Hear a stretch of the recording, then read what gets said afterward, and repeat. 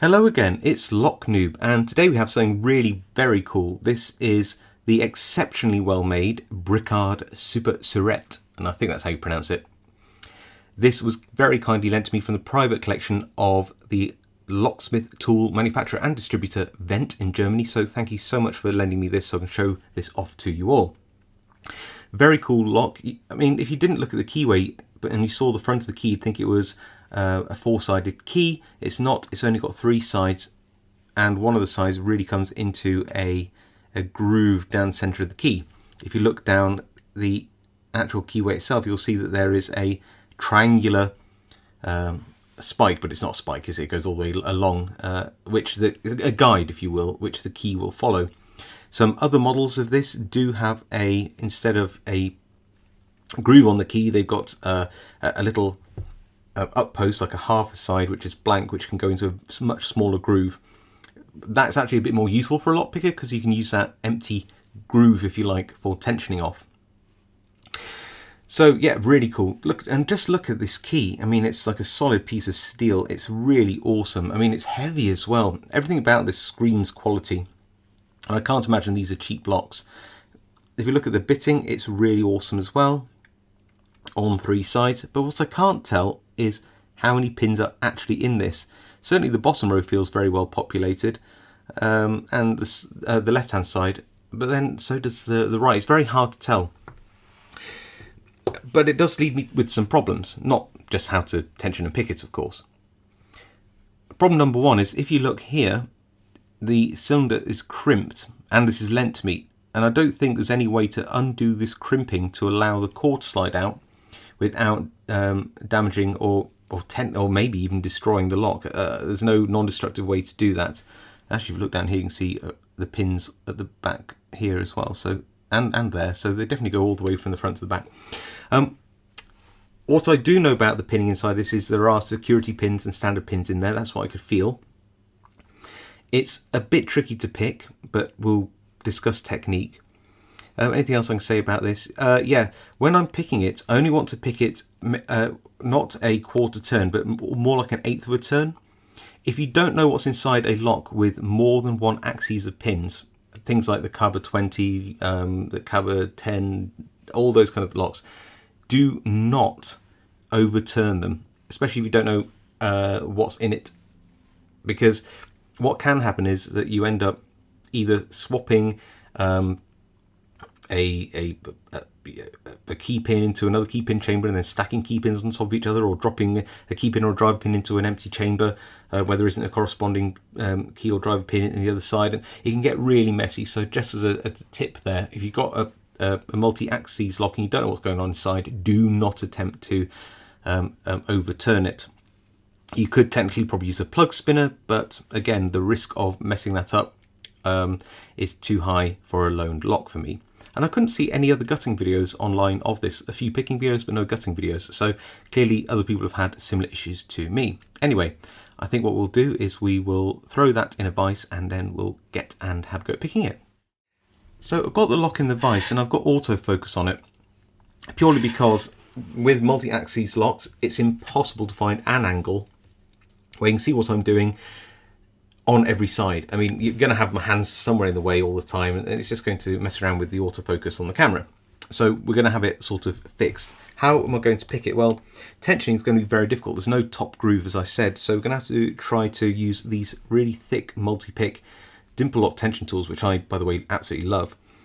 And we're going to try and tension down one side first, making sure that you don't move the tool too far up and sort of get it in the groove this side, because it will only tension the core so far. You've got to try to get it in a neutral position where it's not binding at the side, only the middle, and that's quite difficult. And then what I'll do is I'll do a swap over and tension like this, if I can get it, to try to pick or rake that side halfway through, or alternately. What tools of the trade am I going to use? Well, I've got a few things here. I've got a Sparrow's monkey paw, so I can just really find what pin I'm on. A very soft wave rake, so because it isn't my lock, and it's good not to be too aggressive with these things. And Southall Max 07B. So I don't know what I'm going to start with, probably this one, and then I'll work around. Right. Apply light tension and try very hard to not bind the side of the outer lock body. And I've got no idea what pin I'm on, but I clicked a pin at the back. Now I'm in the middle.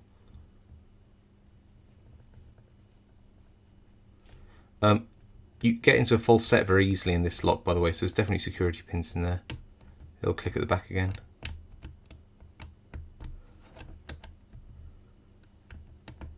A few springy pins to be expected with multi-sided locks, because what tends to happen is that there'll be another pin somewhere on another side which needs to be picked before you can continue picking another side. So let's have a go.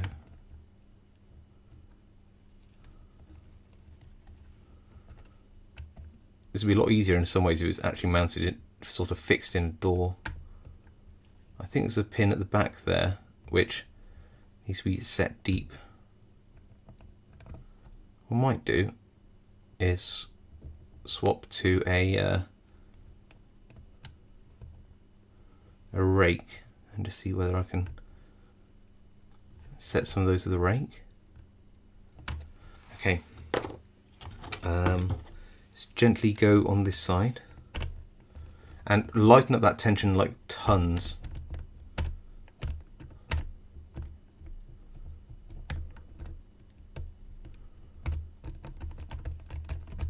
And I think that's quite good. Okay. In fact, you might see the cores moved considerably. What I'm going to do is I'm going to just try to swap over now the tension here, so that I can then move this side out and just gently, again, the lightest of tension without it slipping, and just try to, what am I doing? I'll go in with a pick to begin with, and just any low-hanging fruit, so to speak, I'll try to get.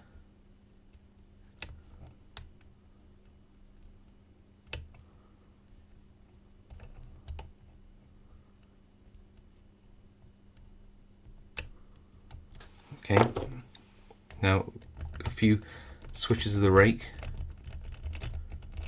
with very light tension. And then what I'm going to do is a technique which has worked in a few locks, is that with a rake which isn't particularly long, you can get a feel for using the first peak of where there is a pin which is giving you counter rotation. I know it sounds weird, but you can sort of feel it, and that gives you an indication of like, oh, there's a pin at the back which is giving me a little bit of counter rotation there. That feels okay-ish that side for now. Swap back that tension in, which is a little bit tricky. We'll try our best. There we go. And a bit like that. Now what I'm going to do is go in with the monkey paw and just see if I can find any pins that... Well, oh yeah, I was going to do the rake thing first, wasn't I? Sorry.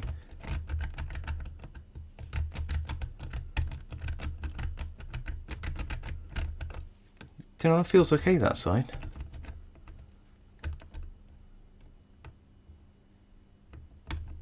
Feels more like there's a pin that needs to be picked on the at the rear on the left hand side than the centre. Although it's clear that this... Is it at the back though? It might be at the back. Right, let's have a go. Centre back.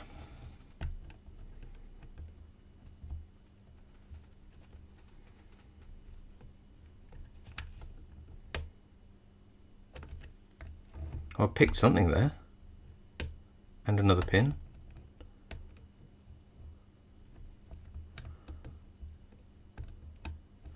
I'm going to try that again. I wonder if it's not quite there yet. And yes, we got it. It was rear, back, in the middle. Okay, now it doesn't look picked. Let me see if I can get a better focus on that for you. I'm not 100% happy with that. There we go. It doesn't look picked, but it's because I'm being very ginger in turning this core.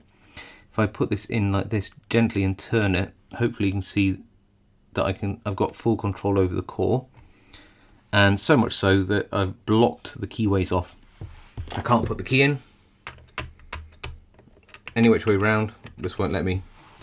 So hopefully that's demonstrated that we are fully picked. Maybe a plug spinner would work in there, but I think a braver person than me would do that on a loner. So what I'm going to do is just gently turn this all the way back, and then you should be able to hear all those pins go back in, and then we'll turn it with the key to show that I haven't broken anything. Ready?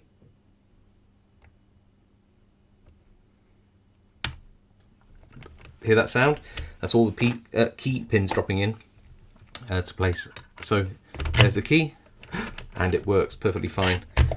There you go. That is the Bricard Supersurete, kindly lent to me by Wendt from Germany. I really appreciate it. It's so cool to explore these locks, which are a little bit more rare. Absolutely love it. Hope you enjoy that video too. I can't gut it, I can't reassemble it, but nevertheless, it's a really fun thing, and I hope we learned some techniques together which could be useful if you ever come across one of these in real life too. Okay, thanks for watching. Please do drop a like if you like the video. Comment if you've got anything you want to talk about. I read all the comments and reply to as many as I can. And of course, if you haven't subscribed and like this kind of content, I'd really appreciate you considering subscribing to this channel. It all really helps. And I'll see you all next time.